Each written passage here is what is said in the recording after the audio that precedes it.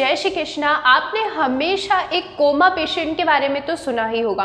Coma में जो patient होता है कई लोग उसे जिंदा मानते हैं और कई लोग कहते हैं कि वो डेड हो चुका है। क्यों? क्योंकि उसका जो ब्रेन है वो पूरी तरह से डेड हो चुका होता है, उसमें जो ब्लड सप्लाई है वो रुक जाती है। अगर आप एक नीट एस्पिरेंट हो तो आपके चैप्टर नंबर 1 में लिविंग वर्ल्ड में भी एक क्वेश्चन बना के छोड़ दिया गया है कि patient in coma who never come back to normal life living और नॉट। आप एक कोमा पेशेंट को क्या मानोगे, क्या वो लिविंग है या फिर नॉन लिविंग है? ये क्वेश्चन हमेशा सभी के दिमाग में होता है। तो आज के हमारे इस वीडियो में हम इसी क्वेश्चन का आंसर जानेंगे कि कोमा में जो पेशेंट है वो लिविंग है या नॉन लिविंग है। इसे जानने से पहले हमें सबसे पहले ये जानना होगा कि आखिर लिविंग कैरेक्टरिस्टिक है क्या, हम किस चीज को लिविंग कह सकते हैं, आखिर लिविंग और नॉन लिविंग में डिफरेंस क्या है। तो आपकी जो एनसीईआरटी के अकॉर्डिंग अगर हम कुछ पॉइंट्स देखें तो उसमें सबसे पहला पॉइंट दिया है ऑल लिविंग ऑर्गेनिज्म ग्रो।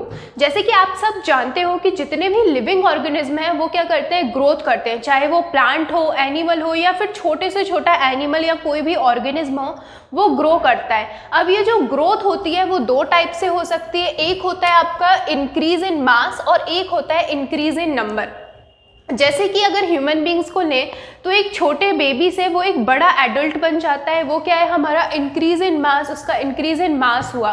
लेकिन अगर हम एक छोटे से छोटे यूनिसेलुलर ऑर्गेनिज्म को लें तो उसमें क्या होता है, इंक्रीज इन नंबर होता है, यानी कि उसका रिप्रोडक्शन के साथ ही क्या होती है, ग्रोथ होती है। यानी कि रिप्रोडक्शन एंड ग्रोथ जो है वो कैसा होता है, साइमल्टेनियसली होता है। वहीं अगर हम जितने भी नॉन लिविंग थिंग्स को देखें तो नॉन लिविंग थिंग्स में भी ग्रोथ होती है। अब वो ग्रोथ कैसे होगी, तो नॉन लिविंग थिंग कैसे ग्रोथ शो करते हैं, तो आपने देखा होगा कई सारे माउंटेन्स होते हैं वगैरह होते हैं, उनमें क्या होता है, एक्यूमुलेशन हो जाता है, कुछ सब्सटेंस का एक्यूमुलेशन हो जाता है जिससे क्या है कि उनमें ग्रोथ हो रही है। अब वो जो ग्रोथ है वो इंटरनल ग्रोथ नहीं है, आउटर ग्रोथ है, लेकिन है तो ग्रोथ। इसलिए हम जो ग्रोथ है या ग्रो जो फीचर है इसको कैरेक्टरिस्टिक फीचर नहीं मानते लिविंग थिंग का। तो लिविंग थिंग का ग्रो जो फीचर है वो नहीं होता। सेकंड अगर पॉइंट की बात करें तो सेकंड है रिप्रोडक्शन। जितने भी लिविंग ऑर्गेनिज्म है वो रिप्रोडक्शन शो करते हैं, है ना। रिप्रोडक्शन क्या होता है, increase in number of organism. तो यहाँ पे क्या होता है कि एक कोई भी ऑर्गेनिज्म अपना जन्म लेता है, उसके बाद वो बड़ा होता है, उसके बाद रिप्रोडक्शन करता है और अपनी प्रोजनी छोड़कर जाता है, जिससे कि क्या है, उसकी आगे की जनरेशन बढ़ सके।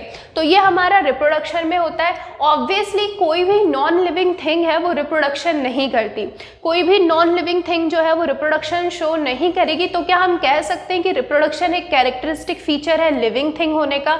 तो नहीं, आप रिप्रोडक्शन को भी एक कैरेक्टरिस्टिक फीचर नहीं मान सकते लिविंग थिंग होने का अकॉर्डिंग टू एनसीईआरटी। ऐसा क्यों होता है? क्योंकि आपने बहुत सारे लिविंग ऑर्गेनिज्म देखे होंगे, कई सारे लिविंग ऑर्गेनिज्म ऐसे होते हैं जो कि रिप्रोड्यूस नहीं कर सकते, वो अपनी लाइफ में रिप्रोड्यूस नहीं कर सकते। जैसे कि आपने म्यूल देखा होगा, म्यूल का सुना होगा, स्टेराइल वर्कर वीज जो होती है, इनफर्टाइल ह्यूमन कपल, इवन कई सारे ऐसे कपल्स होते हैं जो कि इनफर्टाइल होते हैं, जो कि आगे अपनी प्रोजनी, अपने बच्चे नहीं कर सकते। तो ये सारे क्या आप इनको नॉन लिविंग थिंग मानोगे? आखिर है तो ये भी लिविंग ही, म्यूल भी जो है लिविंग है, इनफर्टाइल ह्यूमन कपल वो भी लिविंग है। तो ये जो रिप्रोडक्शन का जो हमारा कैरेक्टर है इसे भी हम as a characteristic feature of living thing नहीं मान सकते। नेक्स्ट अगर हम बात करें तो हमारा आ जाता है मेटाबॉलिज्म। अब मेटाबॉलिज्म क्या है, मेटाबॉलिज्म के अंदर हमारी सारी केमिकल रिएक्शन आ जाती है जिसमें कैटाबॉलिज्म और एनाबॉलिज्म हो रहा है। कैटाबॉलिज्म का मतलब होता है कोई भी बड़े से बड़ा कॉम्प्लेक्स मॉलिक्यूल जो है उसे हम ब्रेक डाउन करके छोटे मॉलिक्यूल्स में तोड़ दें। वहीं एनाबॉलिज्म का मतलब होता है छोटे छोटे मॉलिक्यूल से बनके कुछ बड़ी चीजें बन जाए, वो क्या हो जाएगा, हमारा एनाबॉलिज्म। तो नॉन लिविंग थिंग्स जो है ये किसका कैरेक्टरिस्टिक है, इसमें सिर्फ हमको लिविंग थिंग में देखने को मिलेगा, नॉन लिविंग थिंग में हमको मेटाबॉलिज्म देखने को नहीं मिलता। और अगर ये हमारी मेटाबॉलिज्म की जो प्रोसेस है इसे अगर हम एक टेस्ट ट्यूब में परफॉर्म कराएं तो ये आउटर साइड भी हो जाएगी। किसी भी टेस्ट ट्यूब में कोई भी रिएक्शन करवाने को हम कहते हैं इन विट्रो। अगर हम किसी टेस्ट ट्यूब में कोई रिएक्शन करा रहे हैं, इन विट्रो मेटाबॉलिज्म करा रहे हैं, तो वहाँ पर वो जो रिएक्शन हो रही है वो कैसी रिएक्शन होगी, हमारी लिविंग रिएक्शन होगी। ऑब्वियसली उस इन विट्रो में, उस टेस्ट ट्यूब में कोई लिविंग थिंग नहीं है, लेकिन वहाँ पे जो रिएक्शन हो रही है वो कैसी है, हमारी लिविंग रिएक्शन है। तो ऐसे जैसे कि नॉन लिविंग थिंग हमारा मेटाबॉलिज्म शो नहीं कर रहे हैं और जितने भी लिविंग थिंग है वो मेटाबॉलिज्म शो कर रहे हैं, इसलिए हम कह सकते हैं मेटाबॉलिज्म को क्या मान सकते हैं हम, characteristic feature of living thing. तो अगर हम इसके पर्सपेक्टिव में देखें कोमा पेशेंट को, तो कोमा पेशेंट के अंदर ये जो मेटाबॉलिज्म रिएक्शन है, ये मेटाबॉलिज्म रिएक्शन होती है, तो हम इसके बेसिस पे कह सकते हैं कि वो जो कोमा का पेशेंट है वो लिविंग है। तो फ्रेंड आप भी इन सारे पॉइंट्स को अच्छे से पढ़िए और उसके बाद खुद से इसका आंसर निकालिए कि वो जो कोमा का पेशेंट है वो लिविंग होगा या फिर नॉन लिविंग होगा। मिलते हैं अगली वीडियो में। Thank you.